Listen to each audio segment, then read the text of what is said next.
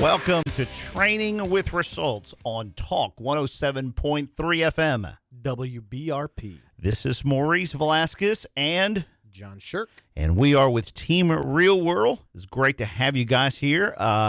Some folks commented to us that in our last program, we actually didn't even give you our website address. What a shame. John, what's the matter with us?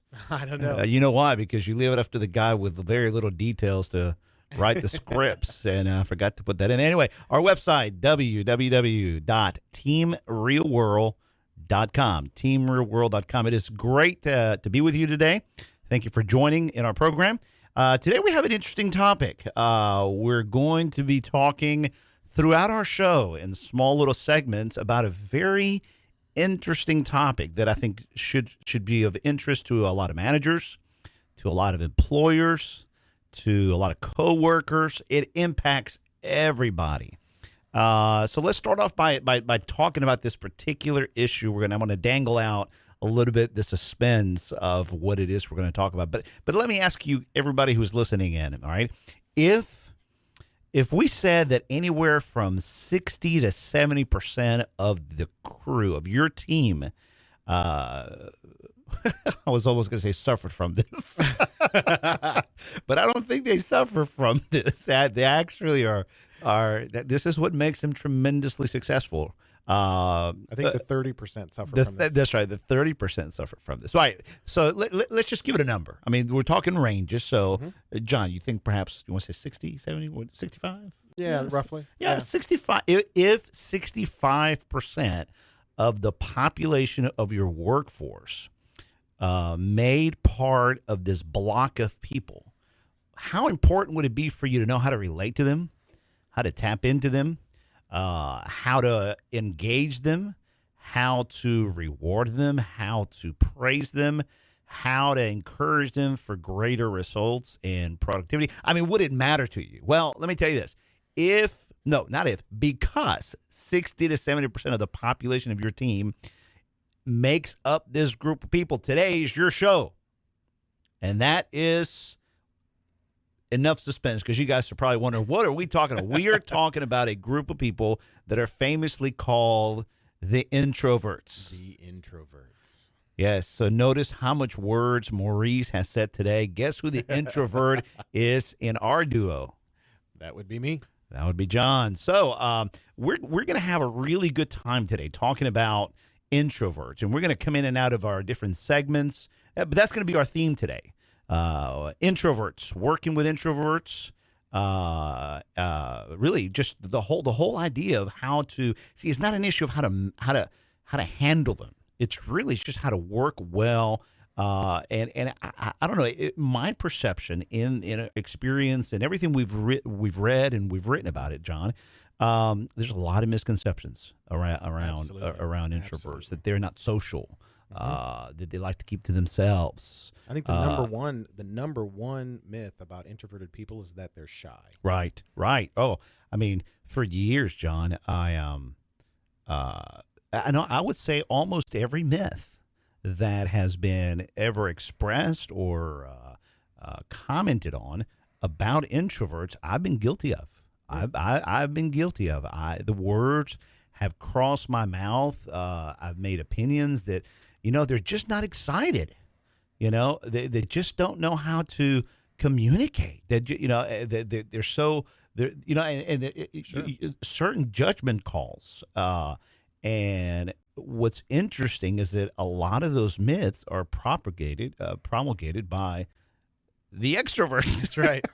because from where the extroverts sit, it doesn't look like what I'm used to, what I would like to. So therefore, it can't be happening. It looks like, to extroverts, it looks like introverts are just sitting there. Exactly.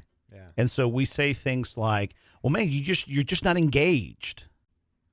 Or, man, you're just not enthusiastic about this. Why are you just sitting and staring? Why are you just staring at me? And it couldn't be further from the truth. Is that correct? Oh, yeah. Because you're not really staring. Right. Introverts have got a lot going on in their mind, but it's not necessarily coming out through their mouth. Correct. And later we can talk about what it actually reflects on the extroverts when they make those myths, and but of course, as an extrovert, I'm always going to turn this around to talk about the extrovert. Right? Yeah. But it's just. I'm going to say this to a lot of extroverts, at least to this one right here, sitting across from you. Mm-hmm. Okay. You're a bona fide extrovert. Yeah, I'm a bona fide extrovert. I'm not going to speak for anybody. I'm not even going to say there's a study out there that says this. I'm just going to say this, okay? As far as this extrovert's concerned, I had no idea you guys existed. Really? No, I just thought that you guys, the introverts, were just extroverts needing to figure out how to do it. Huh. How to be extroverts. So all I had to do was just do certain things to you or around you, or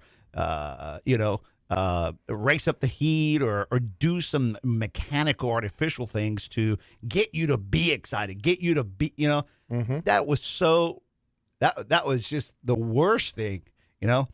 And then, of course, I ended up marrying one. 7 years into the marriage, I realized she's what? And if she's listening, she's over there rolling her eyes, So, isn't that the truth? It's just such misunderstanding. So when we come back from, this is our first segment introducing the topic, we'll get into the nuts and bolts of being introverts. But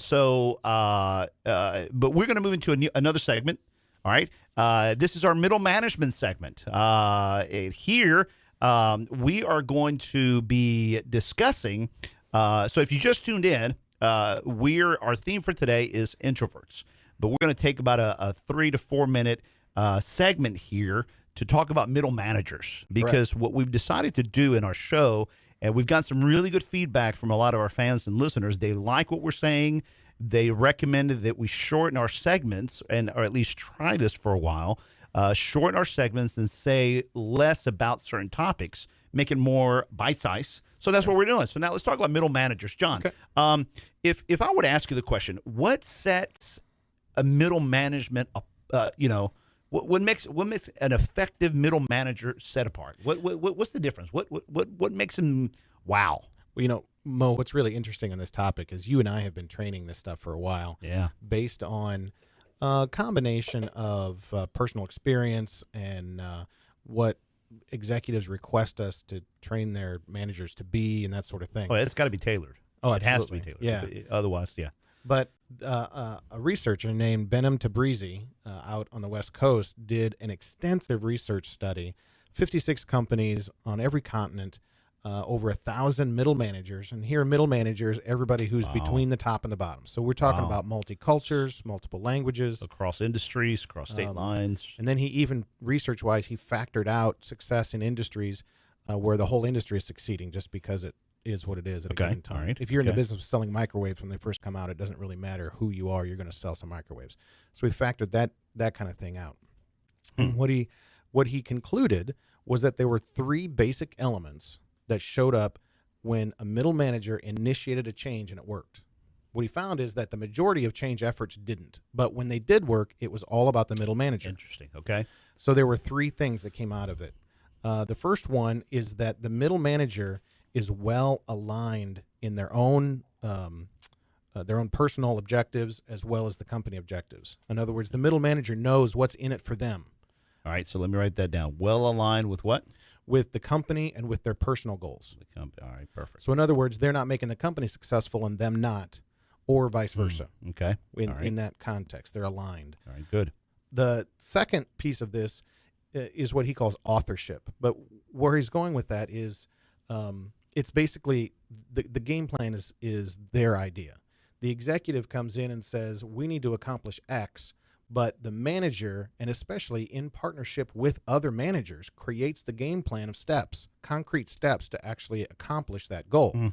So that essentially the process involves the middle manager making a proposal to the executive. So it's really their idea.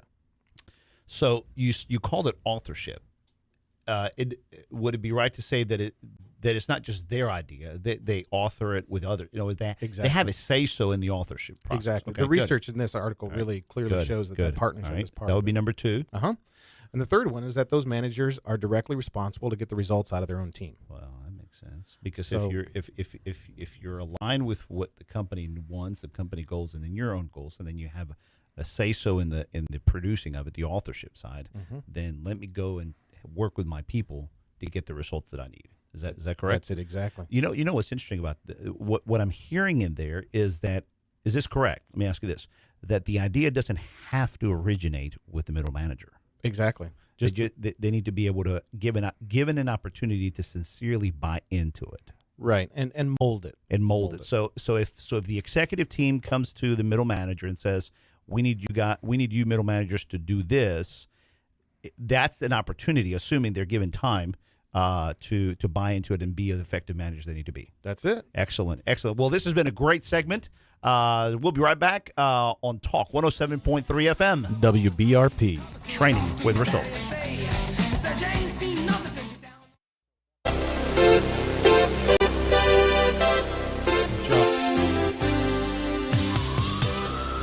Welcome back to Training with Results on Talk 107.3 FM. WBRP. This is Maurice Velasquez And John Shirk. with Team Real World. Website, www.teamrealworld.com. Phone number, 225-772-4357. Glad to have you with us. We're continuing our conversation in this second segment on introverts. John, during our break, I did a little quick search. I went and Googled. Listen to it. Watch this. I went and Googled top myths of introverts. Oh, okay. Yeah. Let's hear. Yeah, and it took a long time to give me the answer. That was bad. Okay, we're having too much fun here. All right. I hope someone's laughing with us. All right. So, actually, we need to save that joke for later. That was pretty good. That was. Okay, so listen to these. Introverts don't like to talk. Introverts are shy. Introverts are rude. Wow. Introverts don't like people. That's even funnier than the earlier comment. Introverts don't like to go out in public. Introverts always want to be alone. Introverts are weird. Introverts are aloof nerds. Wow. Introverts don't know how to relax and have fun. And, I want to guess a lot of introverts feel that that's how they're being looked at. Introverts can fix themselves and become extroverts. See, that's the number one right there that I lived for many years. So, John, talk to us. You're an introvert. Talk to us. Well, I'll tell you, there's one of the challenging realities in the marketplace is that if you want to become successful in the marketplace, you have to find some way to express yourself. Okay. There's a lot of hard data that shows extroverts rise faster and higher within corporate cultures than introverts do. By simply just externalizing how they're feeling and all that? They speak first. They are more Okay. assertive verbally. Okay. They're more likely to circle up after work. They're more likely to build certain kind of relationships. They're more energized by having those relationships. So that all that verbal interaction, all that connection, Right. it adds a kind of social capital that can be used to grow their careers. Yeah. So when you're an introvert, you just have to deal with that and do it anyway. And what happens is you have to develop a certain skill set around doing it on purpose instead of it just coming naturally. Is that going to feel natural? Oh, no, definitely not. Definitely not. And here's the real challenge of this. One of the defining features that separates an introvert from an extrovert is that an introvert wants to collect all of their thought before they say anything, whereas an extrovert collects their thought by beginning to speak, and then they kind of figure out what they want to say. So if you're an introvert, Man, how many times in my life have I been told, think before you speak? yeah, Or Maurice, you're talking too much, like right now, well, well, the reality is if you're an extrovert, you've got some advantages in life. So Okay. it's not, it's not all bad to start Oh, speaking. guess what? Because they create that they fill in that gap. Is Exactly. Yeah, that? they're So engaging. I can see Yep. how that helps. Yep. All right, so that would be very large or sufficient of a gulf for introverts to feel. Sure. To feel Well, the gap. imagine the business meeting. Okay. Let's Okay. say the manager is an extrovert and the staff person is an introvert. All right. And the manager comes in and says, "Here's my idea. We're going to move into El Paso next month. What do you think?" No, really. What do you think? Oh yeah. Okay. Well, but you pause there Mhm. and look. Even though it was like about a 1 second pause, I know I felt it, and I'm sure some of our listeners also felt it. Let's do this. Ready? Ask the same question, John, and let's go 2 seconds. I know silence is death, supposedly on radio, Yeah. but this is for an effect. Okay, Sure. this is for the. Go ahead, ask the question again, and let's actually count 2 seconds. So, team, I think we ought to move into El Paso. What do you think? Bam, that was 2 seconds. That was only 2 seconds. Wow. So I felt it, John. yeah. And you know how many seconds an introvert is going to need in order to respond honestly to that question? Okay, hold on. Wait a minute. How many seconds do they need to honestly? I think that you threw that in there. That's right. To honestly, all right, I'm going to say 6. As many as 12 to 16 seconds. No.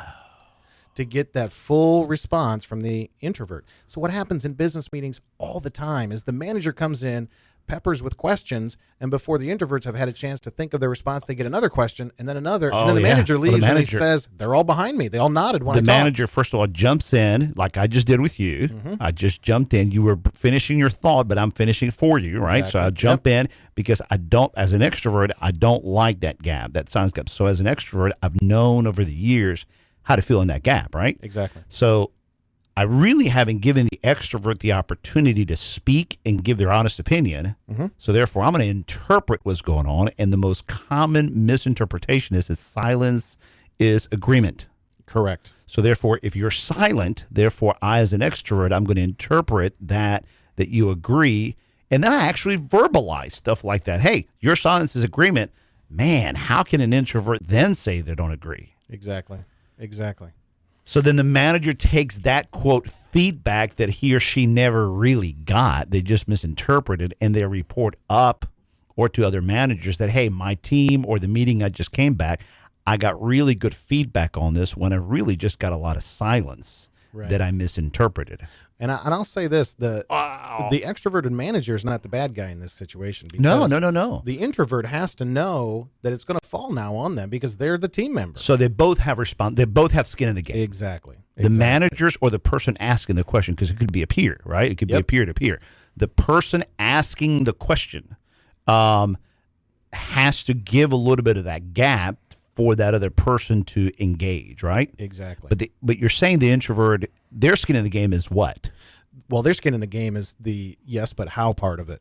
Because much of the time, that introvert is going to have to carry out what they have not actually agreed to. Right. Yeah. And so yeah, now, it's not. I'm sorry. Go ahead. Well, what happens as it plays out in this very, very common scenario, the manager thinks we're all green lights here. Here we go. We're getting started. The introvert is still pausing and thinking, I don't know what I think about this. I don't really know if this is going to work. Yeah. They still haven't verbalized that, and it's their actual disengagement that causes the project to fail. And they have to speak up. Exactly. It's not realistic to expect 16 seconds of silence. Exactly. But it's also not realistic. This is the hard part for the extrovert. It's also not realistic not to give somebody a good solid 3 to 4 seconds. Right. Or something like that. You know what I'm saying? Well, and if so it is. I see it. I see it. If for the introvert, if they understand what it is they're looking at, what the situation is that they're in, a really great little tool to teach yourself if you're the introvert is to just say, "Hold it a minute, let me think."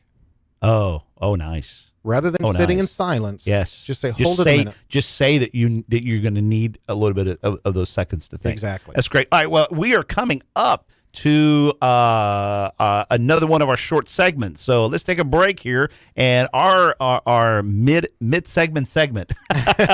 Let's. If you just tuned in, we just finished our second segment on introverts. We're going to continue this theme throughout the rest of the show, but we're also taking some bite-sized segments to talk about other things. So now we're going to talk for a couple minutes about 4 phases of a team. Now, what in the world is that about, John? 4 phases of a team, and how does this relate to business and management? What is this all about? Well, here's the thing, that when you put 4 people in a room or you put 10 people in a room and you need to have them work together to accomplish something, certain predictable stages happen. Okay. So, Maurice, tell us about those stages. All right. The best example that I think is a good example. Let's say you and your family are taking a trip to Disney World. Okay.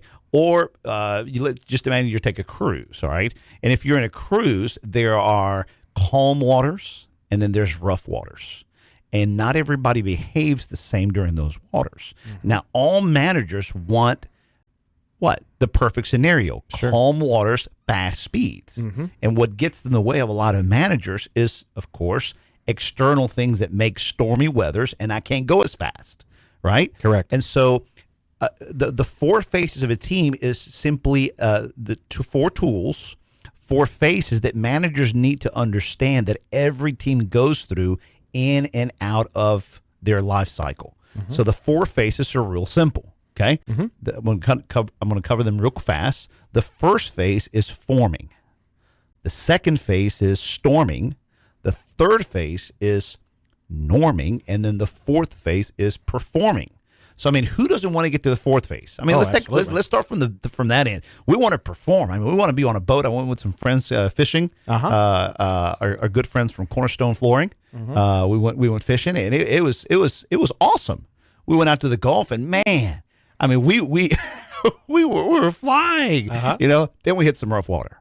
That hurt. Okay, that really hurt. Why? Because we hit some stormy weather. Okay, so everybody wants to get to performing. All right. But what gets in the way is a lot of managers don't manage their teams well through the other phases. First of all, the first one, forming. They have a team of 10 people. They haven't filled in 2 jobs because they can't find candidates. So they have 2 positions that are not available or aren't filled. They haven't yet formed, but they're trying to get to performing. It's like having a baseball team without a first baseman and trying to win games. It's just not going to happen. Right. So you first have to complete the forming stage. Right. Then immediately, as soon as everybody comes in, everybody's going to start storming. They're going to start jockeying for position. So there's a lot of angst and a lot of pushing and shoving between themselves. Would it be fair to say storming is when all of the assumptions come out? Yeah, I thought this, I thought that, I thought this and the other, and then the reality sets in. Then the only way you get past that, a lot of companies and most teams never survive storming, and a lot of companies don't ever get past storming. Which is why they can't get to real performance, and that's very frustrating. That's where you and I usually find companies. Exactly. At some phase of storming. The way to get out of storming into norming is processes and people. You have to align people's styles, decision making, and personalities, and align the processes to make sure they're up to speed with the speed of the company. So the key is processes, wouldn't you say? Yep. Which allows people to get into a groove of things, which is what norming becomes. It becomes, oh, so this is the way we now do things around here. That's why people have to be open for change. So as they do that more and more and more, they're norming with each other, which will then they'll move into what? Performance. So That's right. We're going to be talking about the 4 stages of teams in our in one of our future segments, in one of our programs. So keep those in mind: forming, storming, norming, and performing. As managers, keep an eye on and see which ones your team is at, and stay in contact with us. Tune into our radio, and we'll show you how to manage your teams throughout those phases. You've been listening to Training with Results with Team Real World. Real World on Talk 107.3 FM. WBRP. Baton Rouge.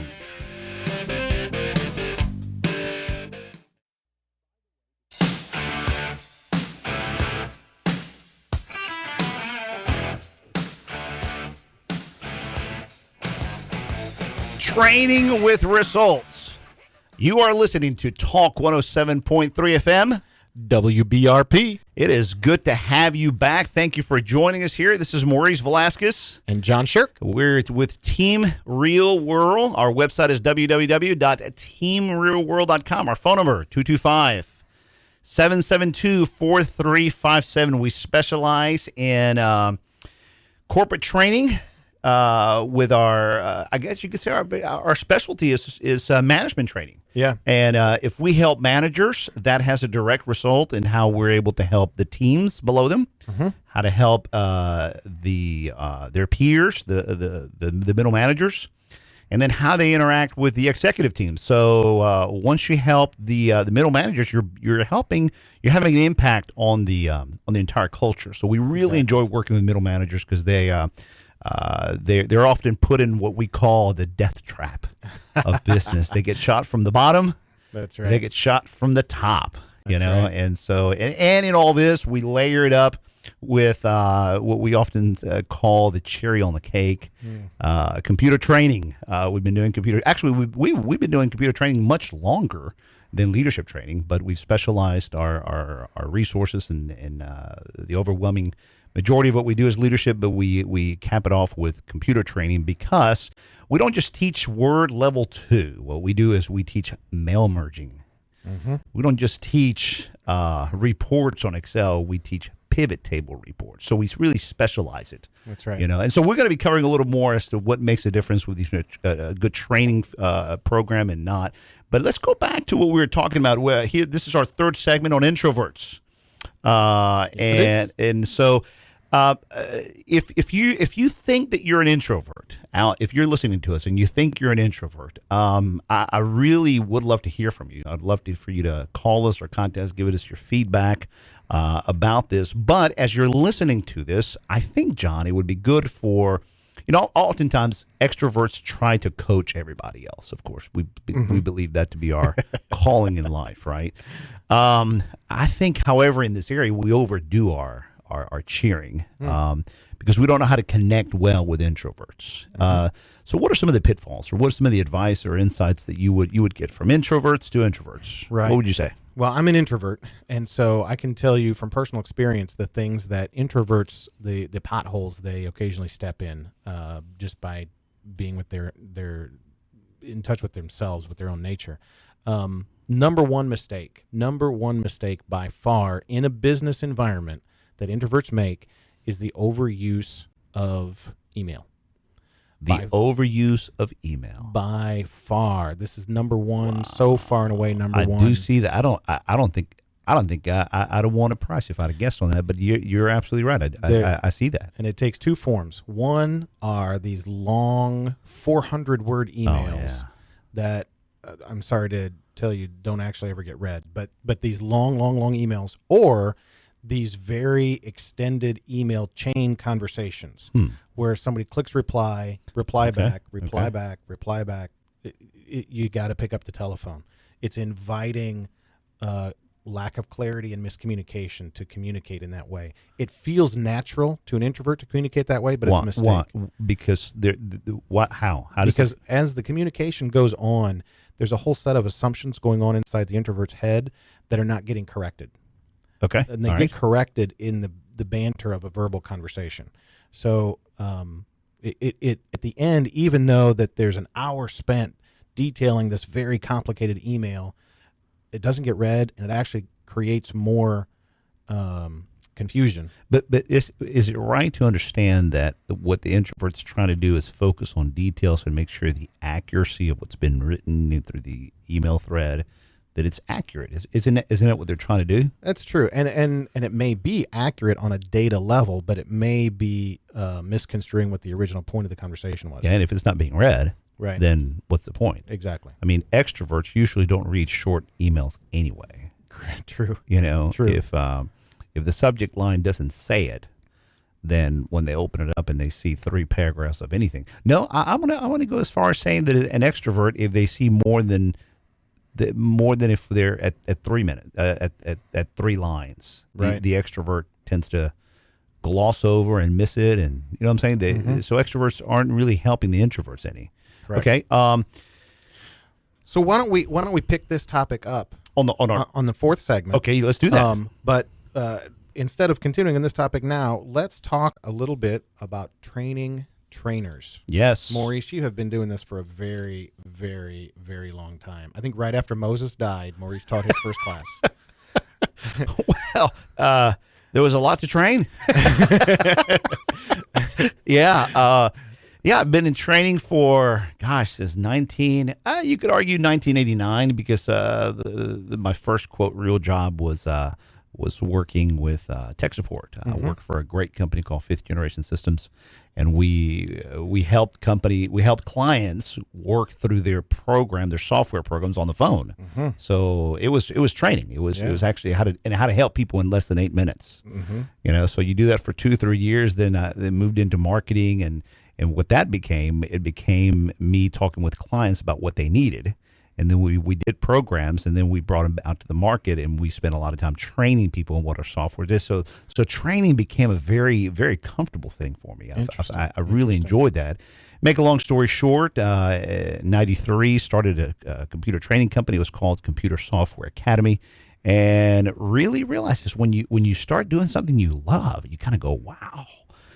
And over the years, trained thousands of adults and professionals in the Baton Rouge, South Louisiana area.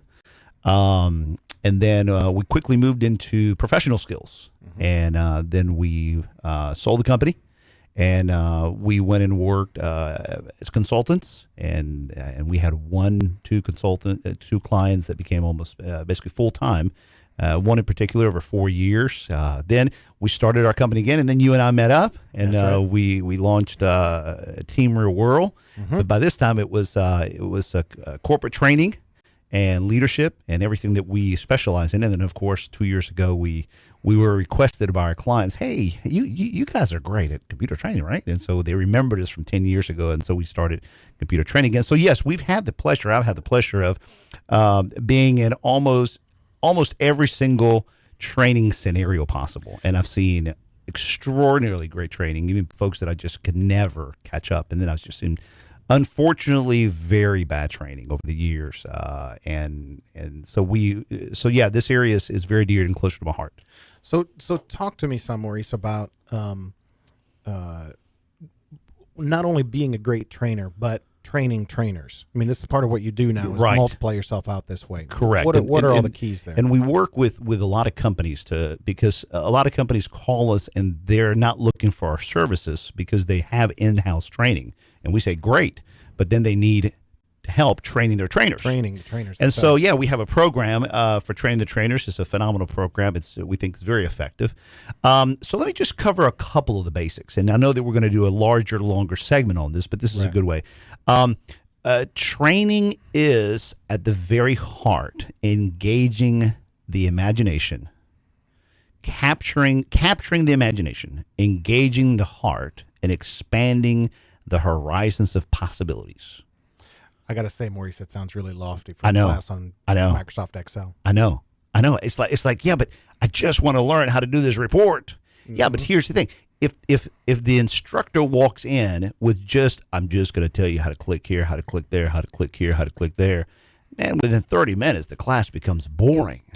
But if I walk into every single class, doesn't matter how big, how long, with three things in mind, I am going to capture your heart. I'm going to engage your heart. I'm going to capture your imagination, and I'm going to expand your horizons of what you could do with Excel pivot tables. Man, at that point, now we're talking about real stuff. I can teach you anything if I can sustain that. Excellent. You see what I'm saying? I'm feeling a little I inspired know, myself too. right now, just Let's go thinking teach about it. Excel. All right. So, this has been a great segment. Thank you for joining us so far. This is Training with Results on Talk 107.3 FM. WBRP.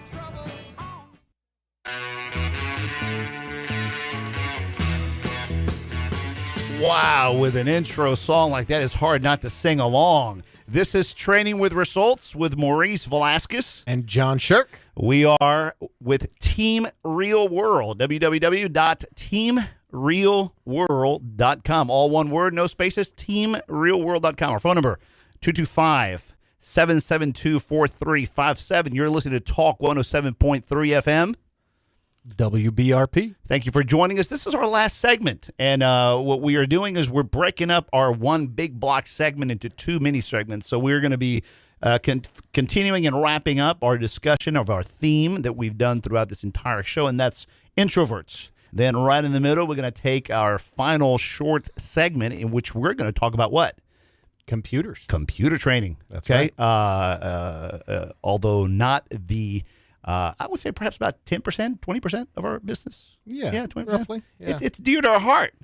What It's dear to our heart. we really do computer training because it's so necessary to the success of the objectives we help companies meet. Yeah, it's kind of like saying I'm really professionally skilled. I know a lot about people skills, but it takes me 3 times longer to do a report. It's like that doesn't work. You got to have both the professional skills, the leadership skills, communication skills. Then you got to get behind that keyboard and know exactly what keys to hit. That's exactly right. And then we're going to ask is, do you know how to use that Alt-Tab key? Mm-hmm. Oh, yeah. Okay, fine. You do. But what about the Control Tab? You know how to use the Control Tab? Well, if you do, that's awesome. Do your people. If they don't, they're going from the keyboard to the mouse, back to the keyboard, back to the mouse. Just add all that time. I guarantee you inefficiency increases. Mistakes increase. You got to know how to use the Alt-Tab key. So stick around for our mini segment at the end of the show, and we'll talk about that in our computer training segment. So let's go back to introverts. Yes. All right, you were telling us about introverts. What are some more insights that you could give us? I really like the idea of telling sharing with other introverts tips and tricks. Sure. We can deal with extroverts later. But introverts, additional tips and tricks and things to keep in mind. Yeah. Go ahead. Well, this next one is one that I learned from you, Maurice, by watching you actually as an extrovert. And this is, if you're an introvert, get into the habit of very expressively greeting people when they come into the room. Wow. Introverts have a way of sitting at a table when someone walks in, kind of looking up and looking back down, and it's as if no one actually walked in the room. And there's a lot of relationship building that happens the first 5 seconds someone walks in the room. And introverts just miss that opportunity. You would very put often. that high, huh? I really would. So your first one was careful with over emailing, and a subset of that is long emails or repeated threads, conversation. And you would put number 2 as greeting. Yes, absolutely. Okay. Absolutely. And it just would you say even a raising of the hand or a little smile, even that far, just verbally saying, how far would you go? I would say the more within the bounds of professionalism, Okay. the more expressive, the better. Stand up out of your chair. I mean, if people are constantly coming in and out of your room, you can't stop every 30 seconds. Yeah, so right. use some common sense here. But if you're in a room and someone walks in that room, stand up, walk over, shake their hand, call them by name if you know their name. Take a moment to greet them, and then go back and do what you're doing. It will feel very unnatural if you're an introvert. There's a voice in your head that will say, "Why are they interrupting me?" Yeah, and as an extrovert, I can say that the extroverts would notice it. Yeah, and that would catch me and perhaps some extroverts by surprise, but it would be a welcome thing. Yes. All right, what's another thing? Yes. The third thing I would say is be careful of being abrupt. Abrupt. There's a subset of introverts that are very detail-oriented and very task-oriented. And you know how I said earlier, there's all this stuff going on in their heads, but doesn't necessarily come out in words right away. Right. Well, there's a subset of introverts, and they tend to work in jobs. Sometimes they're engineers. Sometimes they work in IT. They work in jobs where it works for them most of the time to have all this stuff going on in their heads, but they're working with their hands and thinking. Right. Okay. But then they go into a meeting, and they're just sitting there.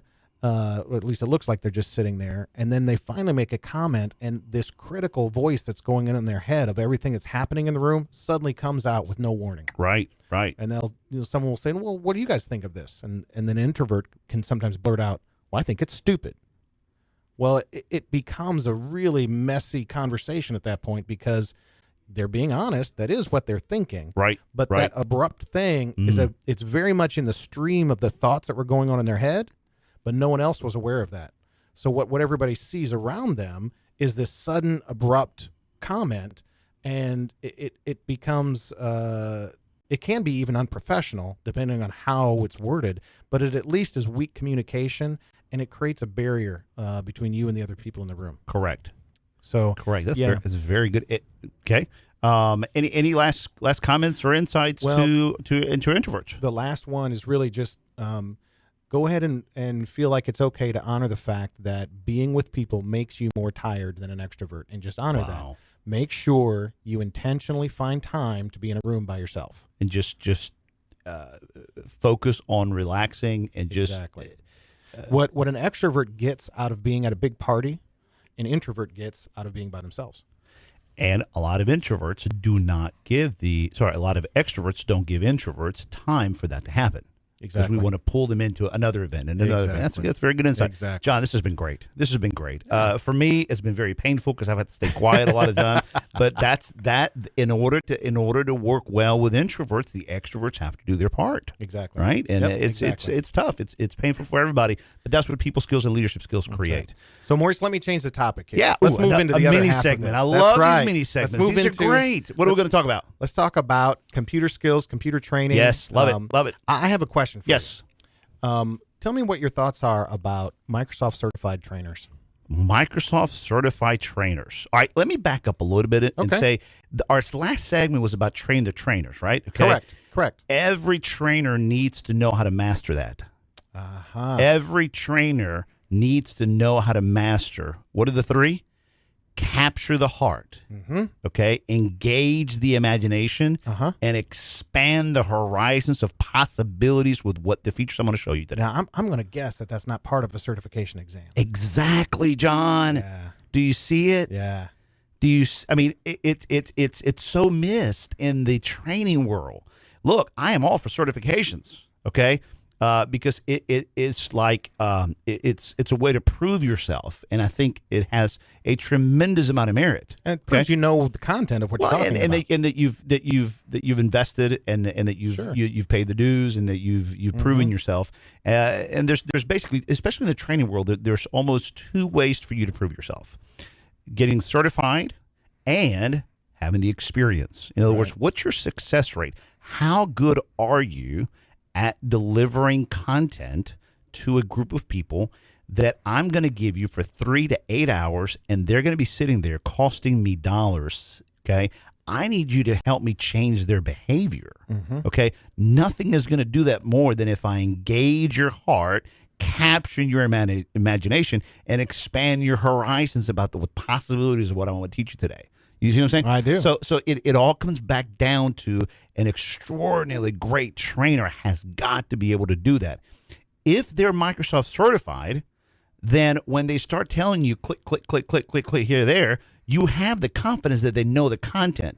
But oftentimes the cart is placed before the horse. The Microsoft certified instructors come in with a lot of data, big manuals. They have long exercises. They got to get through material, flip a lot of pages. Why? Because that's a Microsoft certified manual, and I got to get through that whole certified manual. And so they focus on data, click, click, click, clear.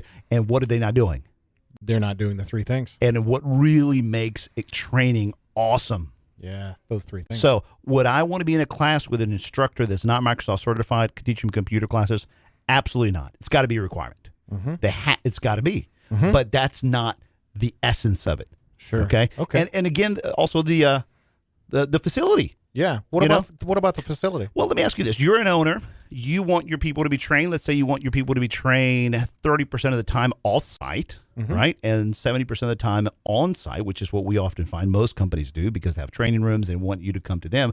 What use is it for my facility to be Microsoft certified for me to pay big fees to Microsoft when most of employers want the trainers to be where?